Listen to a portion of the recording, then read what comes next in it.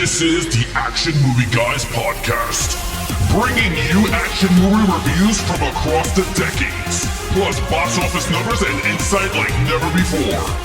And now, your hosts of the Action Movie Guys podcast, Alex and Nate.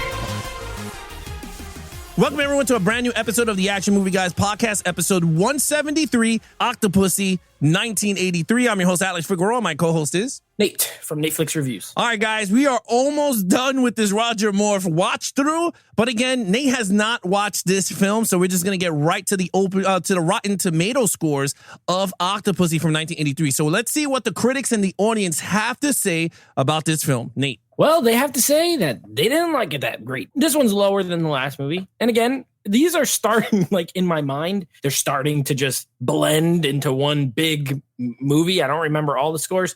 This one has a 43% critic score and only a 47% audience. So they're almost exactly the same. I feel like if you're within 4 or 5%, it's pretty much the same score. Yeah. So audiences and critics, they felt pretty much the same way about this. They didn't really like it too much. Yeah, I mean, it's weird because, like, we're going to talk about it during our review, but I felt like the movie itself was kind of different from the others. So I thought it was going to be a higher score in the Rotten Tomatoes area. But anyway, with that said, we're going to throw those scores out and we're going to get into the actual movie review of Octopussy from 1983. So let's start it off with the opening number. This is sung by someone I don't even know. I waited and I saw the name and I was like, I don't know who that singer is. Another slow song. I don't know if it's just because Roger Moore is old, so now they feel like they got to put all these slow songs. Yeah, Rita Coolidge is her name, by the way. Rita Coolidge. I don't know who that is. And after hearing the song, I won't be looking her up. I don't care. She sings good. Don't get me wrong. Just, this is not my style of music. Similar to the last one. Now, the one cool thing about the song, I did see who wrote the lyrics, and it was Tim Rice, who wrote a lot of 90s Disney film songs. He did Aladdin. Beauty and the Beast, Aladdin. Yeah. Lion King. I believe he worked on Lion King with Elton John. So, I like that music. It's from my childhood. So the song's okay. It's just not my style of music. I think it's better than the last one, but it's not great. And the opening credits is just, what is this? This, they're getting like farther and farther from kind of like telling what's going to happen in the movie with these opening credits, to be honest. This one's literally just like they're all naked ladies, but it's just, they're like laying around. And then it's like Roger Moore, like a still frame of Roger Moore standing there. And then ladies, and then Roger Moore, and then a face. I'm like, what is this? I'm going to give the whole thing a 2. I didn't care for it. Yeah, at least it wasn't water for no reason. But a 2. I didn't love it. Well, Rita Coolidge, you said, All Time High is the name of the actual song for Octopussy, the theme song. I actually enjoyed it. I thought it was pretty good. To be honest with you, I was rocking like Dawkins. I was like, this is actually a pretty good actual song. I agree with you. The opening title, like the video itself, I kind of digged it though. Very 007. I felt like it was more 007 than the prior ones, to be honest with you. Yeah. It felt like it knew what it was doing. Out of the other video, like the other videos we saw, I felt like this was really good. I gave it a 5. I thought the video was good. Wow. And then the song itself, I gave it a 4. I liked the song. I thought it was pretty cool. And she had a great voice. I don't know. It had like that nice 80s voice. She did sing well. Yeah. Yeah, she did. But anyway, let's get to the actual movie review. Now we're going to get right into the meat and potatoes of this actual review. Lead character, Roger Moore, back as 007, Nate. I have no idea where you're going to go with this movie. I really don't, but I know where I'm going with this movie. I already know where you're going to go. I'm going to say now, it's not good. I give him a 2. I actually like him less in this than in any of his other outings so far. 1, he is really, really showing his age in this movie.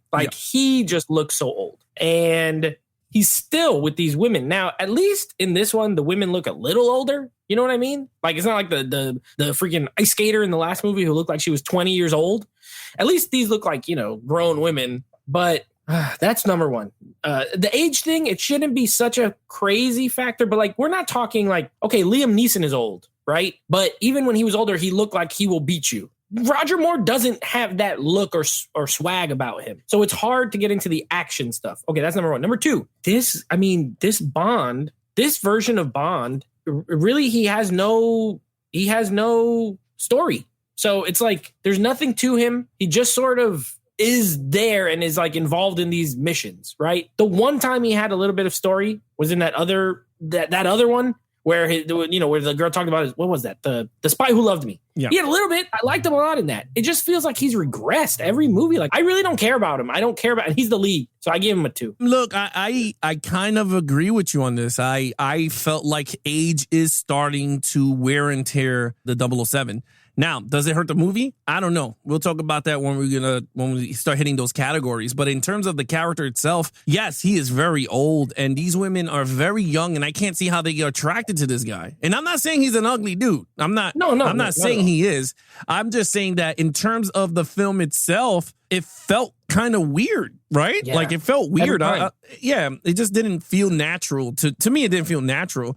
But other than that, he still has his cool voice. When he interacts with Moneypenny is really good. I mean, she's been there already for a lot of, I think since Dr. No till now. I mean, she's been in the same Moneypenny. She looks old as him. Yeah, so it worked. I was like, okay, this is pretty cool. They aged together. And M too, his boss, he's been there for a while. So I'm like, that cool. But when it hits the younger chicks and him, doesn't work with me, man. I'm like, yo, this is not, something's off here. But the action sequences, him in it, they were good. I'm not saying they weren't. But the problem is that I could start noticing that it's younger dudes with a wig acting like 007. So hurts it there. So that I agree with you. I gave it a 2 also. I didn't want to. Me neither. But I had to. And I'm not saying he was really horrible in this movie. It's just at the age, you're starting to see it in this type of storyline, and it's not pretty good. Anyway, with that said, main villain. So this movie has a couple of villains. Well, first of all, there's a lot of henchmen in this movie, too. Like, there's just a lot of bad guys in this movie. Yeah. So you got the henchmen, right? You got like those twin guys. You got like the big Indian guy who doesn't talk much and just like does motions. You got the gang of the Aladdin and the 40 Thieves gang of like with the guy with the yo-yo from hell. And you got like, there's just so many. Yeah. The guy who throws knives, the circus guy. Like, there's just a bunch of henchmen. Then there's like 2 main villains. There's the Russian guy, the military guy, and then there's that guy who's like a former prince or something, the Iranian guy. Yeah, he's staying at Khan. Yeah. So there's like 2. There's like 2 main villains. You know what happens when there's 2 main villains? It splits the score, and it's not great. Neither one of them stands out too much. You know what I mean? Their plan is these plans are getting, well, that's storyline. But the villains' goals are just getting weirder and weirder. Last movie, they were trying to get a little radio thing. Encryption box. Now, this one a little better because it's a more military-based thing. So that I kind of liked. But just because there's so many, none of them stand out too much. So I gotta give another 2. Honestly, I don't think either one individually was horrible, but because they're split, kind of, screen time really, they're almost equal. Neither one stands out, so I gave it a 2. Well, this is where we differ. I gave Khan. I judged Kamel Khan because he was pretty much the whole. He was thing the for me. most one. Yeah, so I gave him a 4, and the reason why I gave him a 4 because the dude was really menacing. Though he turned on Octopussy, right? He was about to blow up a whole circus with everybody in it, which I was like, "Oh, this is crazy." He was cheating people on that Ruby game with the 666 on backgammon. On backgammon, yeah, he was taking all their money until 007 was like, "Wait a minute, this dude is cheating. I'm gonna take his dice." Loaded die. Yeah, and then when they did the hunting, when he had him, they were chasing 007. They were hunting after him. I was that's pretty badass for a villain. Like he was doing villainy stuff. I do agree with you. I mean, there was a lot of villains in this movie. Way too many villains. But I thought this one, I liked him more than the guy from Moonraker, to be really honest with you. I thought he had more of a presence on it. And even when, Octopussy said, "Oh, you betrayed me." And he was like, "No, I was here to give you the fake money thing." And then he just slapped her. And I was like, "Oh, that's some villainy stuff." And I thought it was cool. Yeah. But anyway, so I give him a 4. I thought he was good. You gave him a 2. Yeah. All right. Action scenes.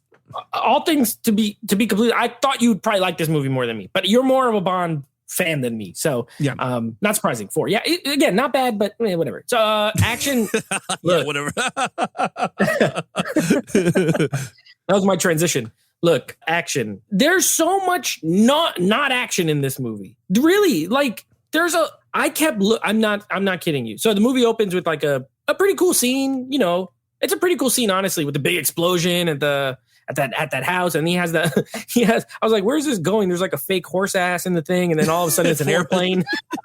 I was like, okay, that's pretty cool. Like the cold open was cool, right? Then you had like the movie starts, and then there's like a little chase scene, right? Always with these there's always like little cars, and I don't know what's going on with these movies, but then you have a little car chase, right? Then you really have nothing for a really long time. Right, yeah, I mean the clown running, and that's all at the first like 15 to 20 minutes. Yeah. And then you just get nothing. And I kept checking the runtime. I'm like, okay, I've been watching this for a while. And it's like an hour and 15 minutes when you get that fight not in the hotel, in Octopussy's like place with the yo-yo guy and the jungle guys. That's a long time, an hour of just nothing. And then when the action hits, like, it's fine. At this point, they do film it practically, which is, cool. I'm going to be generous here. I gave it a 3. It's mostly because it does look cool when it's there. I really did like that big explosion at the beginning. That was fun. I love explosions. But I just wish if there was more, it'd be better. Like this director, he did the last movie, and the last movie had good action. You know what I mean? So I thought maybe that will carry over, and it did in the quality, but it didn't in the quantity. So I'm going to give it a soft 3. I'm above you. I gave it a 4. I thought the action sequences were good. I thought they were good. I mean, to be honest with you, I thought when the action kicked up, it kicked up. I mean, again, the beginning scene, I thought it was really good. He infiltrated to blow up something, and the hot chick came. Like Colombia or something. Yeah, it was some weird thing, which I thought his name was Juan Toro or something. It was like hilarious. He had a mustache. Yeah, and I started laughing. I thought that scene was actually pretty good. And then it turned into a jet. And I was like, oh, it was like and it was practical. Tiny jet. I mean, it was practical. Yeah. I mean, between practical and him in a fake cockpit, I thought it looked really good. Him flying and everything. I thought that was good. The missile chasing him. Yeah, and then it went right through. I know it looked faked and stuff, but I mean, that's 007. So he got his mission done. Though. Yeah, I thought it was really good. I thought the car chasing was pretty cool when he did the 2-wheelie. And they were shooting at it, and then he kicked back in. Like I thought, I was a sucker for that stuff. And then the when he was in the circus as a clown, he was getting chased, and he stole the purpose car, and they were chased into the. We revealed it was a bomb, and then the fight at the end when he was on top of the plane. I thought that whole scene was pretty cool. It was very short and sped up. It felt kind of forced, like how quick it ended. But I thought that scene was actually pretty cool. It's just what hurt me the most. The reason I didn't even give it a 5 is his age. I was like, this is not unbelievable. I can't see a 60-year-old going on top of a plane outside of no way. He would just have a heart attack by that time. Overall, I do agree with you. Was there enough tons of act? No. But I will say this, John Glenn did an excellent job, more than the other Moonrakers and I agree. The other films that were prior when he was younger. But yeah, so with that, I gave it a 4. You gave it a 3. Storyline. It's all downhill from here. I'm glad you're here to tell the Bond fans other stuff, because I hated it.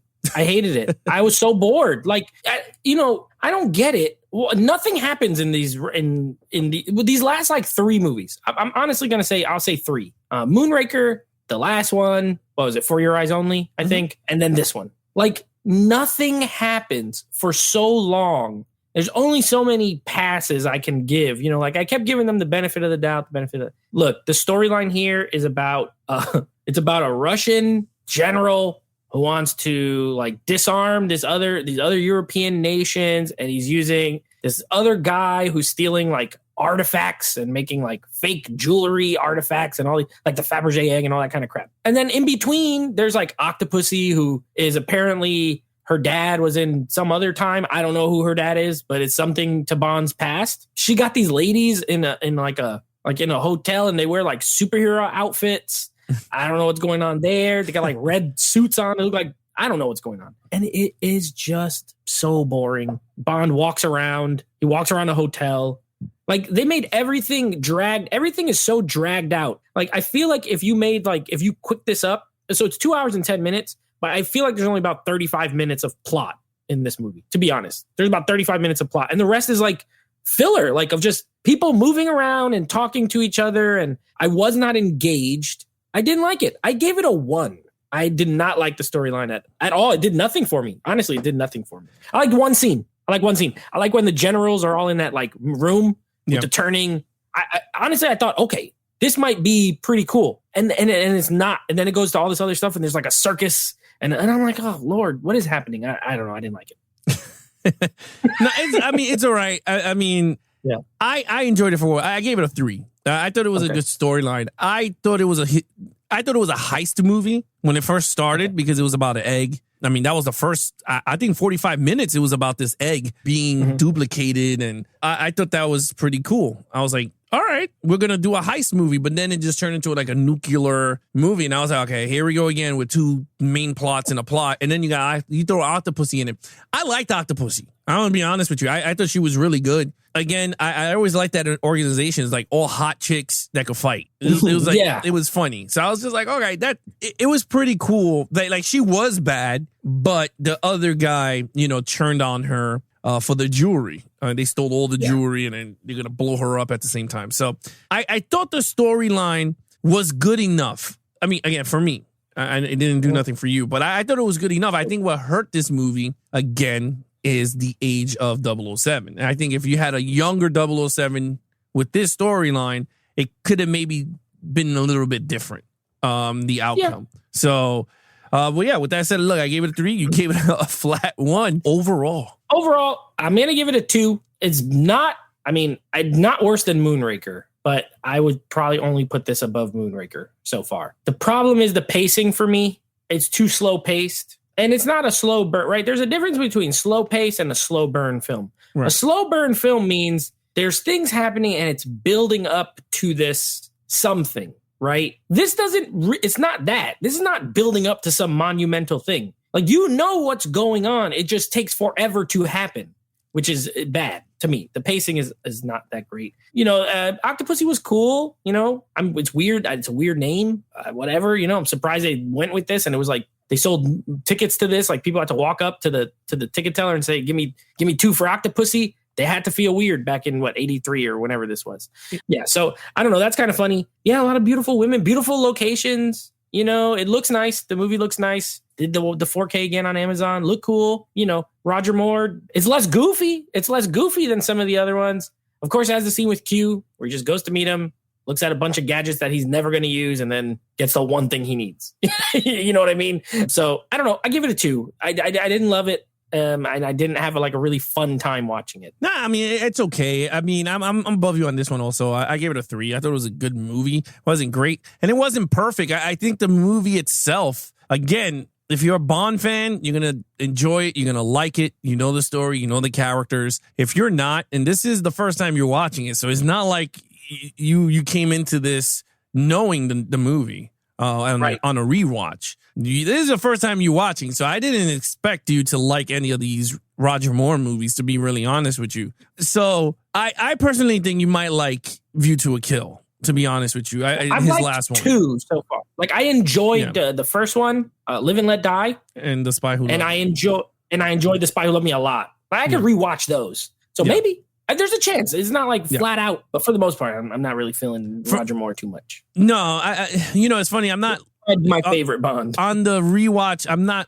He's like going down the list of Bond, like the rankings. Yeah, he's slowly decreasing down the list. But look, honestly, in terms of the film, does it have action? Yes, it does, but not the type of action that you want in a Bond movie.